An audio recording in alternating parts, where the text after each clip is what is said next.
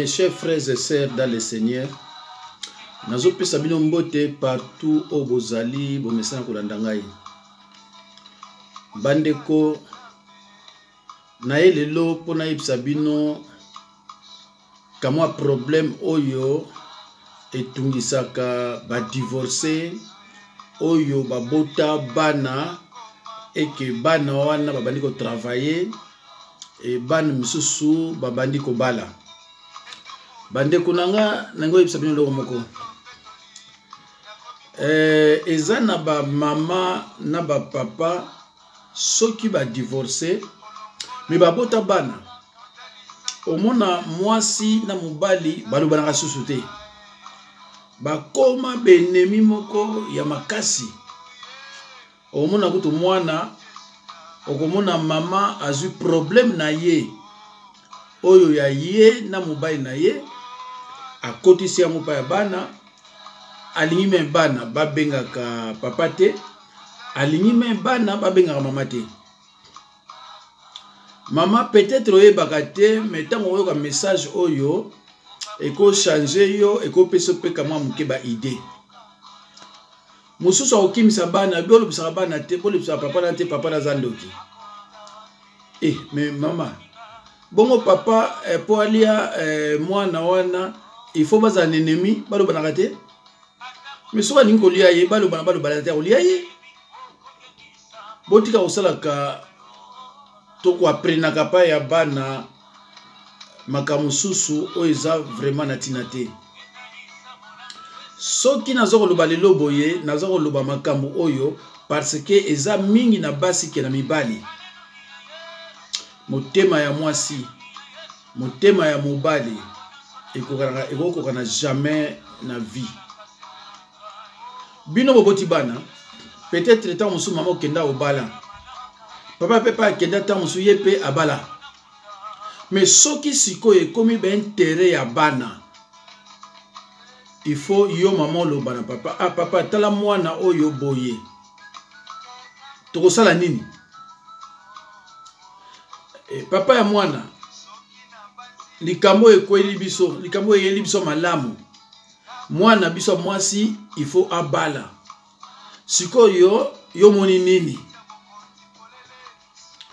papa kobenga mwasi na yeke no mwana biso ya mwasi sikoyo akobala tokosala nini ndeko eza mawa eza na baka ebele okomona bana baza kobala te papa na mama balobanaka te même bentera bana eza vraiment na premier rang papa koza na ba idée bien alobisa mwasi na ye pona tera bana mama akolinga ta mukete mais ba mindele baza ndengo na te bandeko na ngai au fur et à mesure mama yozo kanga ndenge wana po bozwa solution pona bana te yeba yango ke satana azomona bino satana azotala bino satana ko profiter rancune oyo yoza nango na papa na bango a bloqué bana mabala parce que Bible ezolo bana biso elingi rancune ata mukete mais soki yo tata papa oyo abotisi yo bana ozana rancune na ye ya modele wana bongo siko bato muso mokili elingi koloba te soki bolobani na papa ya bana pona intérêt ya bana ke bozongani non kozongana eza problème na bino kozongana te eza problème na bino.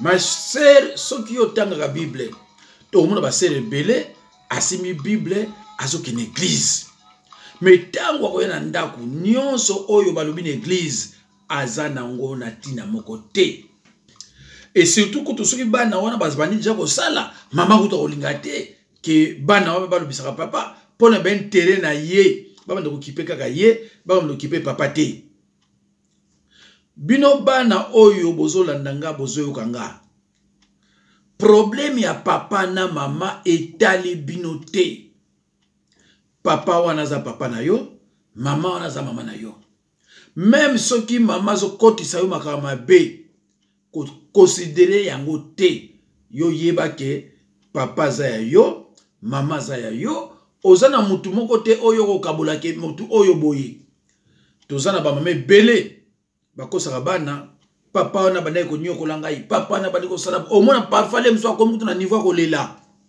surtout so azala misala mabe c'est très dangereux bandeko il faut botanga na 1 Corinthiens 13 4 7 elobi nini il faut botanga na 1 Corinthiens 13 13 elobi nini na 1 Corinthiens 13 13 ezoloba eloko eleki bolingo ezate nzola bolingo oyo tozoloba awa bolingo oyo akosala amour te bazoloba nzola bolingo lakisa bolingo na mutu nyonso oyo aza na mokili oyo sikoyo ndeko Bible ezoloba na Nombre 14 18 les péchés des parents affecteront aussi les enfants. Tangu diabolo, tangu satana akuti bino na rancune na ndengwana entre tabozana bana. Amour ezate entre yo tata na mama na bango. Qu'est-ce qui va se passer? Satan kozala obligé à kota makamwango à bloquer. Ndeko bola ndaka Bible Satan azwaka makambo na Bible. Satan azwaka makambo suste. Nombre 14 et 18 dans l'Ancien Testament, alobi les péchés des parents affecteront aussi les enfants de la 3e jusqu'à la 4e génération. Ndeko nanga pona ni bino kende église mais boyo ki sera pasteur Sony. Pasteur à côté ya ndenge koki. Tango yoko ya na ndako na église otikele koloba amen. Mais tango yoko ya na ndako olingi ko tchama loba nzambe en pratique te. Jésus-Christ, n'est-ce pas, dit, ceux qui sont mes frères et sœurs, ce sont ceux qui écoutent la parole de Dieu et qui la mettent en pratique. Ndeko nangai, mama yum tozola nangai, landaka li loba nzambe, tchakango na misala. Tika kokotisaka bana na conflit na yo na papa, tika. Mama ngaza musala nzambe naza pasteur na zoloba na yo. Jamais okomona na Bible moi si abandi ko pambola bana. Ezalaka te. Jamais okomona na Bible moi si mutu azo pambola bana te. Ndeko ngana te ya kamateya poyo linganga te. Ngana te ya kamateya oyo eza na makomi na Biblia. Yo olinganga te. Ça ce n'est pas mon problème. Problème nangezali na teya mateya oyo ekomami na Biblia na vérité nyonso. Nasala complaisance na bandimité. Na lingaka te yo mundipa ofandi olinganga kaka olinganga ponga na kumisaka yo na bateya ya papa bate. Ngana ko teya oyo eza na parole. Olinga te okukuta ngona kati ya Bible. Soki eko changer te eza mawa mingi. Ndeko nangai. Isaac a béni Jacob. Soko tangi na Genèse 27 1 à 40. Okomona ndenge nini Isaac a béni Jacob. C'est vrai. Jacob a volé la bénédiction de son frère. Mais ce qui est vrai que ce n'est pas la maman qui a béni Jacob, mais c'est le papa. Muta Isaac, muta pamola ki mwana ye. Isaac maman te. Bénédiction muta papa. Mais si ko yo zone la bana na papa à contact. Mais bana bazana bénédiction nini? Ya boyoka ko lobi mwana mso na prison, lobi mwana mso akeboy, lobi mwana ça va pas parce que yo zo kimi sa bénédiction na bango pa papa na bango. Même papa wana zandoki mwana soka leki 18 ans. Soki azana liloba, papa ko liaye te. Donc c'est pas la peine à kimaye. Mais soka kimiye azana liloba te, papa za droit liaye. Il faut rendre la Bible bien. Alors yo maman, pour ben terrain na yo, bana ba kipaka yo pour retraite za passer aux autres conflit bana na papa. Olingi kutute bana ba benga papa. Olingi yo kate bana ba kinenge pa papa. Olingi yo kaka bana ba benga yo na bandeko na yo, ba kinenge pa na yo mais papa jamais.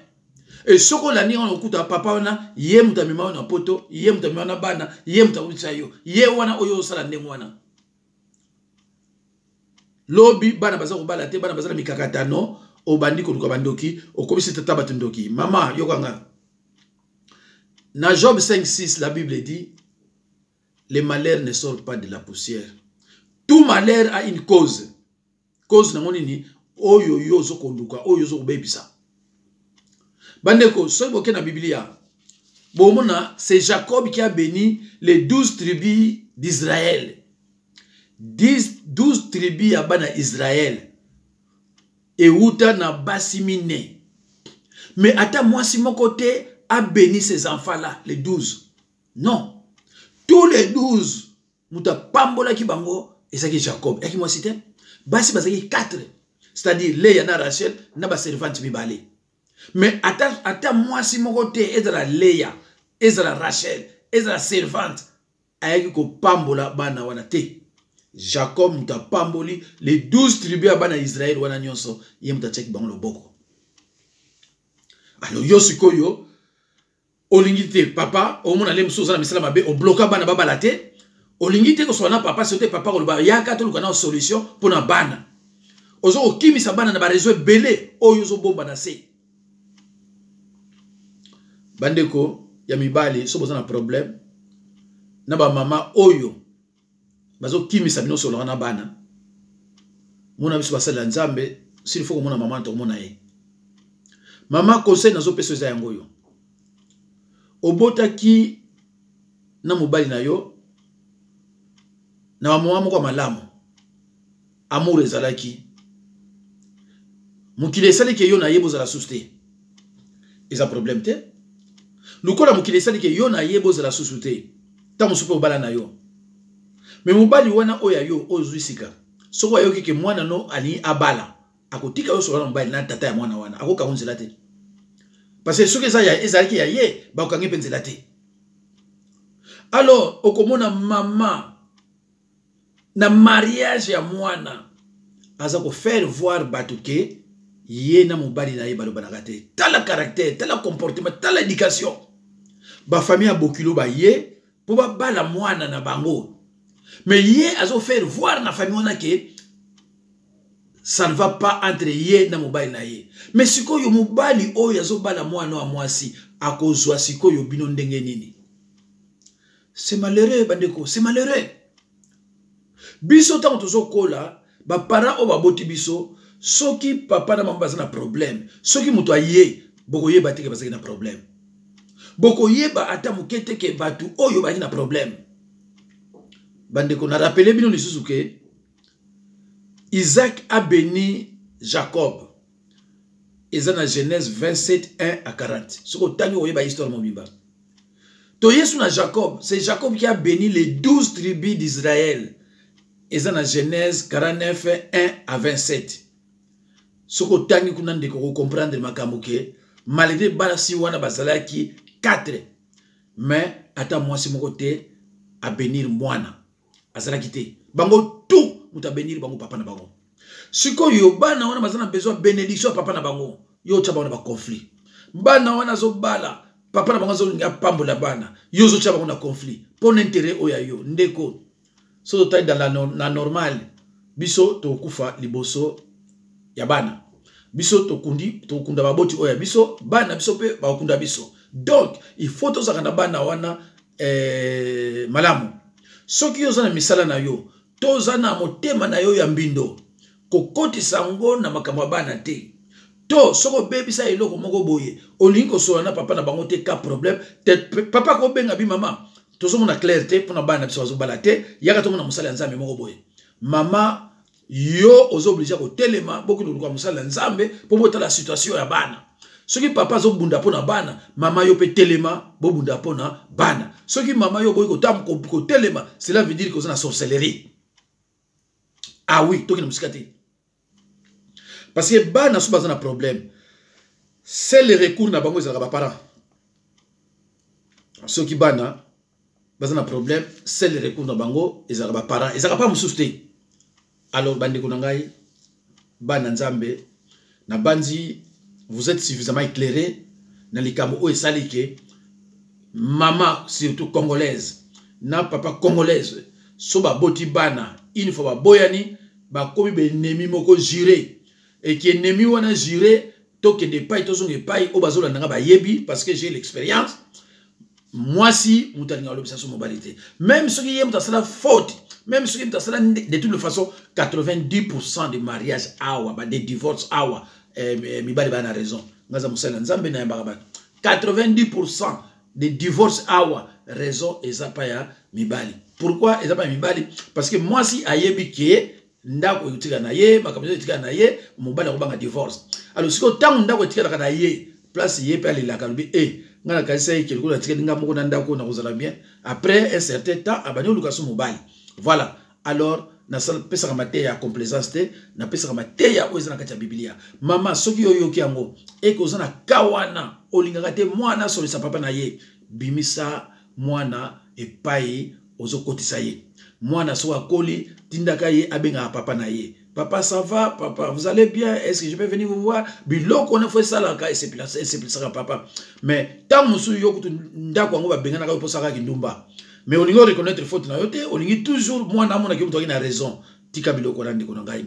Bo solo la ka si y a un problème et concerné bana, bo bengani, bo sololi, bo trouver solution pour na bana. Bana soki baza na problème, ba échouer, seul recours ezalaka, il faut qu'on revenir et pas parler na bango. Na banzi ke bo kinga bien, nzamba pambola bino na kombo na Yesu. À la prochaine occasion.